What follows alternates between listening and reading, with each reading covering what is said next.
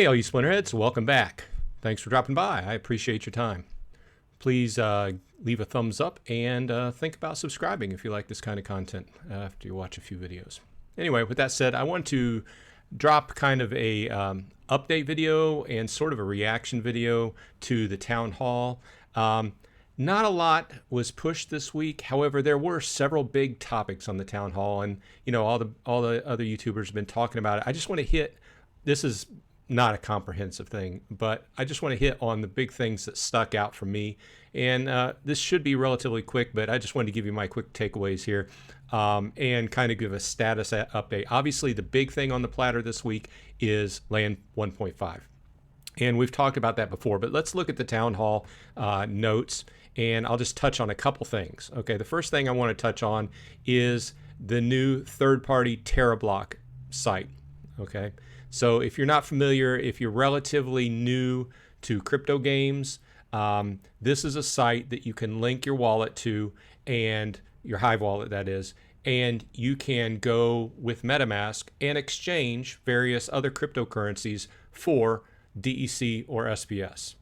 In the past, one of the big walls, or I don't want to call it a wall, but one of the hurdles of learning how to play Splinterlands was getting through how do I buy cryptocurrency and go and exchange it for other cryptocurrency, which is SPS and DEC, so that I can use it in the game. So as the game has come along, things got a little bit easier, and they've tried various tools in the game to make this happen. Anyway, this is the newest one that they're going to be directing all these transfers to. So I didn't dive in too deep, but basically, if you go to the website, it has you log in with your Hive account, and then it has you link your MetaMask account. From there, if you're familiar with exchanging cryptocurrencies, it's pretty straightforward.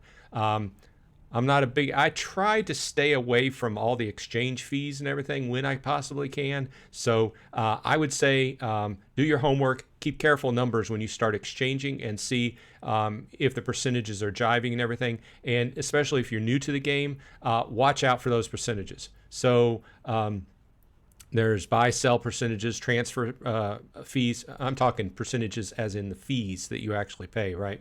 So keep an eye on those because they can eat you up if you make too many transactions.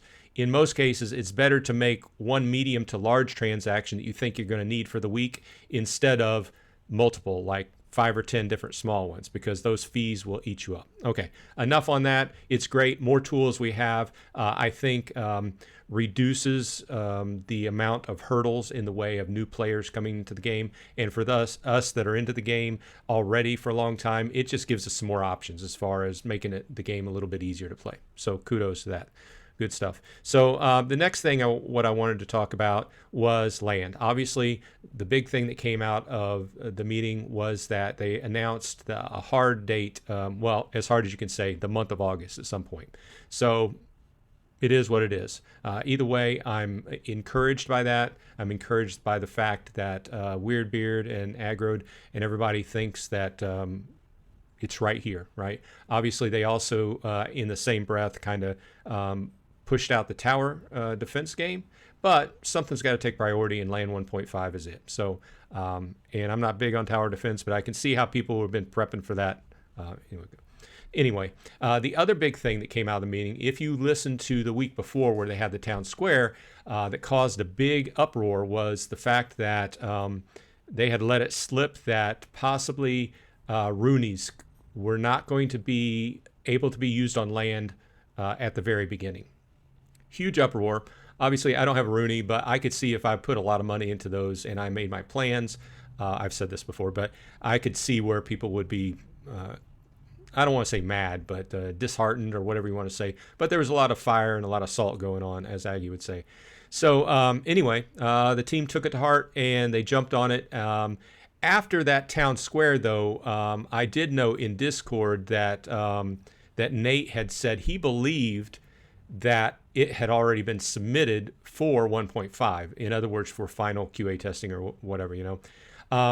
So I'm not sure. Maybe they just said, maybe they just were kind of pulling back a little bit just to make sure, just in case they didn't get it all done, didn't get it all QA tested. I'm sure that in my mind, The big difference there is the integration from the other blockchain, right? With that particular card. So they did announce that Rooney is on the table and will be able to be used in 1.5 when it comes out. So, and they also announced that the core functionality is working and they're in playtesting right now. So another thing I want to take a minute on and say that the screenshots from Nate look great. Okay, I like this. I like this UI. The whole layout is simple. It enables a person to go ahead and simply navigate through their land plot, rearrange things. Keep in mind, whenever you go in and rearrange your land, every time you rearrange it, put new cards, put a totem, put a Rooney, what have you, you're going to trigger a harvest. So be aware of that. And if you don't know exactly what I mean, reference the white paper or go back and check out one of my videos on the topic, because you may want to plan your harvests out, because you're going to have to either have grain on hand to do that harvest, in other words, to pay your feed your workers, or you're going to be presented with the option to have to pay for it. Or if you don't, you'll lose a percentage of your harvest. So, okay, either way, I want to kind of keep this short and sweet. I like the screen, looks great. They had to do a little bit of extra work on that Rooney slot because there was an issue. I don't want to say an issue, but the Rooney also functions as the power core, and one of the previous UI layouts also had a slot for the power core and a slot for the Rooney. Well, the issue was that the majority of people don't have Roonies. So Nate said from a UI layout perspective, they didn't want to have all these people, 95+% of people, have this one spot that's just blank on their screen forever. So anyway, they changed that and put together a different type of layout. This is what the screen looks like. If you can see that, I'll leave a link in to this wrap up in the show notes, but you can also find it in Discord in their channel. This first little option is like if you have nothing on the land. The second is if you have a power core. The third one is if you have a Rooney. And then the fourth one is if you have a Rooney and a power core.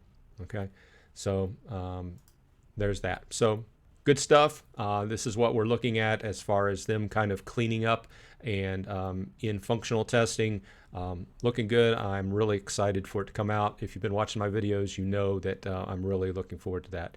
Looking at these artworks, this kind of looks like what a totem would be. Don't know for sure because they didn't put a name on it. This also has a level 1, 2, 3, and 4, so remains to be seen. I do like the artwork that Nate puts out. It's great. Like that stuff. So I did want to kind of look at this though, and we'll go back and we'll reference the white paper on the transportation and bridging page, which is down towards the bottom under miscellaneous. Okay. Now we've talked about this before, but I haven't went into depth on this, but I wanted to bring this to your, I wanted you to be aware of this because it's going to greatly affect people who are have disparate or widely dispersed plots of land. Okay, keep this in mind. If you have land, if your land plots are not in the same region, you're going to incur a fee to transport grain from one region to another. Okay, so what we'll see here is the transporting grain fee equals a 12.5% fee. Okay. The fee will be taken out of the total grain that you transfer, and it will be burned. Okay, so the whole idea behind this is the idea behind, you're trying to transfer your stuff. You got to pay somebody to haul it, right? So that's the whole idea. But it will also serve as to decrease the population of grain and infrastructure for people that are transporting back and forth. And this is a key reason why I'm consolidating within 2 different regions. Which I did sell that one plot of land, which was kind of disparate from my others. And I did have to take a loss on it. The guy, whoever bought it off me, got a pretty good deal. But it's gone. I don't have to worry about staking it out. And I can concentrate on getting another plot of land within the 2 regions I'm in. Either way, going forward on this, they also mentioned that, the storyline here, ships will be available to transport the grain out of Praetoria entirely for a 15% fee. So this is the whole idea of taking grain as a token and transferring it out of the game onto Hive Engine. or possibly another website.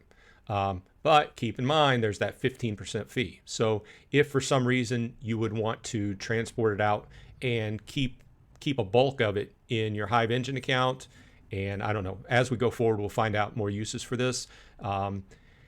There's that fee. I keep going back to those fees because you have to, these things will burn you alive if you let them. Okay. So, but it goes on to say the fee is only for transferring out. It's not for transferring in. So at least it only hits you once. Okay. Now, that is just about what I wanted to hit. This screen directly relates to what I just talked about. Okay. And this is the transfer screen where you will see, the top line. This is very straightforward. It looks very much like if you transfer DEC or SPS. Okay. So you've got the quantity of grain here to be delivered to wherever from you, wherever you're at, and you can pick the player. It looks like there's a pick list here, so possibly they have some other options other than player there, and then the app player username there to continue. So keep in mind, if that player is not in the region, you will have your transportation fee, which are these red X's areas here. So. And they went on to leave some nice eye candy here, great looking screens. Kudos to the art team. Now, with that said, as I mentioned earlier, I was able to sell my plot that was away from my other ones, which was over here in Gillith.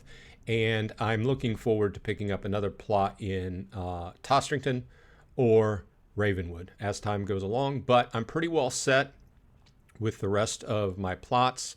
I've got the cards to stake them out. If you've been watching my videos, you know what I'm talking about. You can reference one of the other videos if you don't know what I'm talking about. I will talk about more in future, my staking strategy and such, and I will leave the link to those videos in the show notes. With that said, the one thing I did this morning was I picked up some more totems. So as you can see, I'm up to 7 totems now. So I picked up 3 totems. I don't know. I am of the opinion that they're going to be of some good use. Okay. And I'm just hoping that because I bought a few here and there as time has went along. As with everything else, the price is going up, and I'm not pushing FOMO or anything like that. I'm just saying, and there's a lot of people out there that I've listened to that are kind of down on the whole idea of totems. Going forward in the game, we're going to be able to build totems. So who knows whether these older totems are going to be worth more, depending upon what they actually do. As far as I know, they just raise your production points by 10%, but there was also the word out there people were talking about where they might be specialized going forward. Maybe the old ones are 10% flat. Maybe the new ones going forward are specialized. In other words, you may build a totem and it may give you plus 10%, but to only wood mining or wood chopping or ore mining or grain harvesting. You get the idea. So it makes it much less straightforward to buy a totem. In other words, you just can't buy a totem and slap it on anything. You have to be specific. You have to say, okay, I have a forest, so I'm going to buy the wood chopping one. That remains to be seen. Either way, I got a couple, 3 more this morning, so I'm sitting pretty good. I would like to have 1 totem on every land. So, okay, so that's pretty much what I got for today. A little bit of a wrap up. As I always like to do, let's go ahead and see if we can open something in the video. And it looks like I got a Gladius case. So let's see what we got. I do appreciate everybody stopping by.